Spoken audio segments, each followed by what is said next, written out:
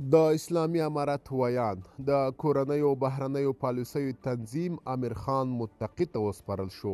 د افغان نیوز قدرمنو لیدونکو پام وکړئ د نن ورځې تازه او مهم خبر ته. د کورنۍ او بهرني سیاست د تنظیم دنده د ریاست الوزرا سیاسي مرستیال پر ځای د بهرنیو چارو سرپرست وزیر ته ورکول شوې ده.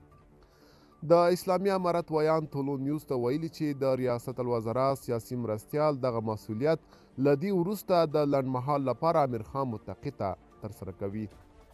د اسلامي امارت ویان ذبیح الله مجاهد د بهرنیو چارو وزیر ته 2 موارد سپارل شوي وو چې کورنۍ او بهرنۍ پالیسۍ تعقیب کړي او د ارزونې لپاره یې واستوي، او بله ده چې د ریاست الوزرا سیاسي مرستیال چارې د هغه د دفتر رئیس پر مخ بیایي.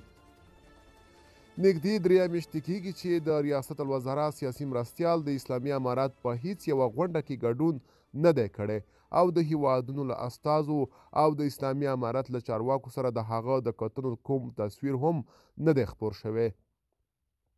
د ریاست الوزرا د سیاسي معاونیت د مطبوعاتو او تشریفاتو عمومي رئیس حسن حقیار د ریاست الوزرا سیاسي مرستیال مولوي صاحب کبیر څه موده کېږي چې ناروغ دی او د ناروغۍ له کبله دندې ته هم نه راځي.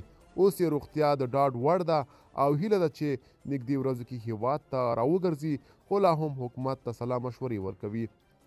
بلخوا د سیاسي چارو ځینې شنونکي د سرپرست حکومت په غونډه کې د اسلامي امارت د مشرانو حضور مهم بولي او وایي چې اسلامي امارت باید د اسلامي امارت د چارواکو د حضور او نه حضور په تړاو وضاحت ورکړي.